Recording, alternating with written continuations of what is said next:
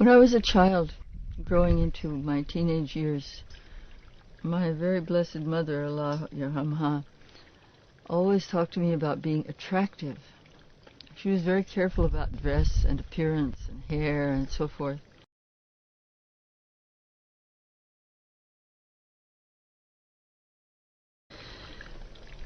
And it was only much later that I came to understand that attractive means that you attract like a magnet.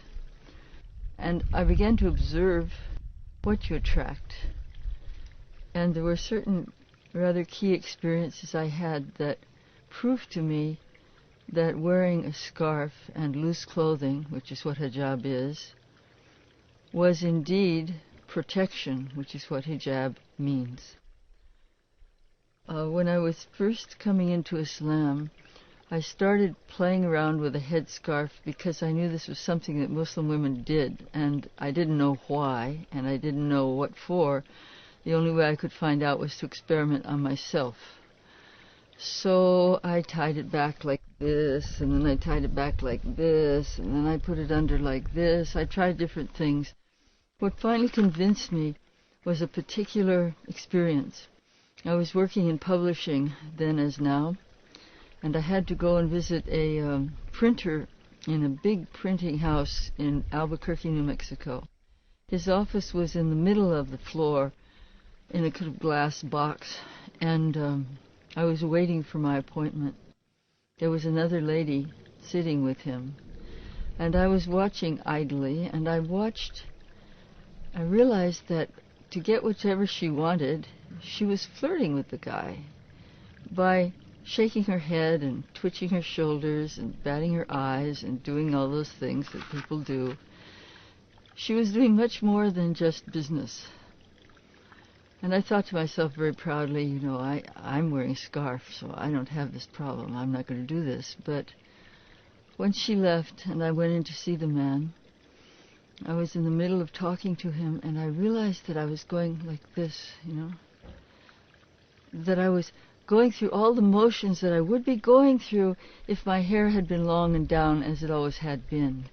And that all of that, my whole life, had been an unconscious response to talking to a male. At that point, I realized that for a Muslim who is striving to be conscious of Allah, that this sort of unconscious play acting has no place and is useless and is irrelevant, and that there are other ways to get what you want, and that for a woman to work in the world alongside men and other women, it's much more convenient to work as a human being rather than a sexual object.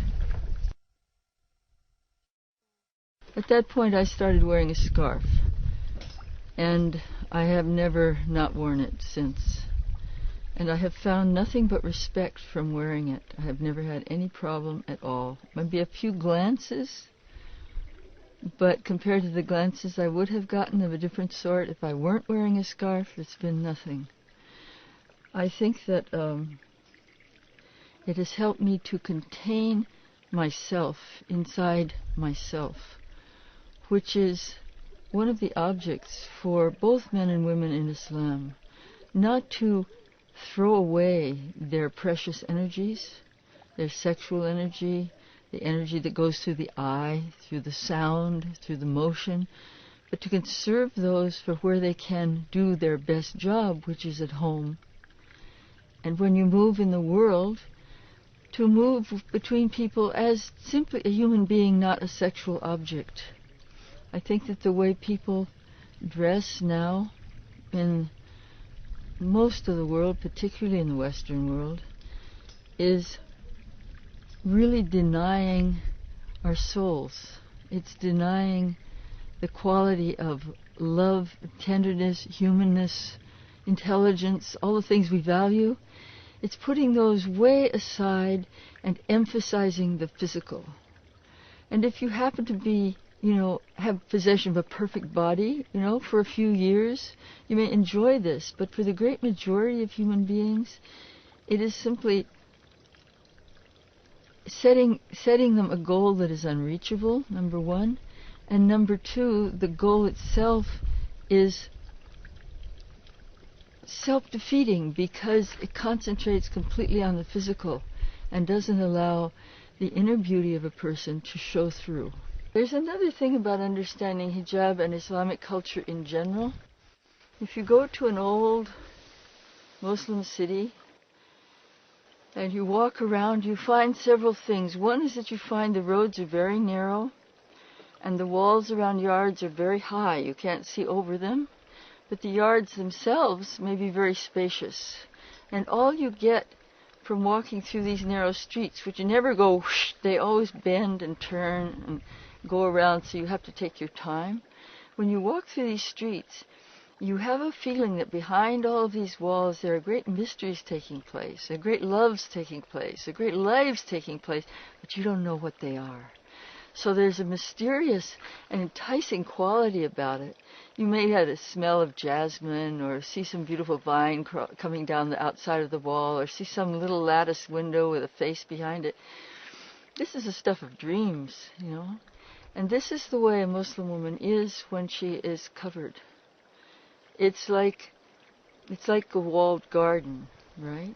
It's like the way we want our houses to be. We don't favor picture windows and big front lawns.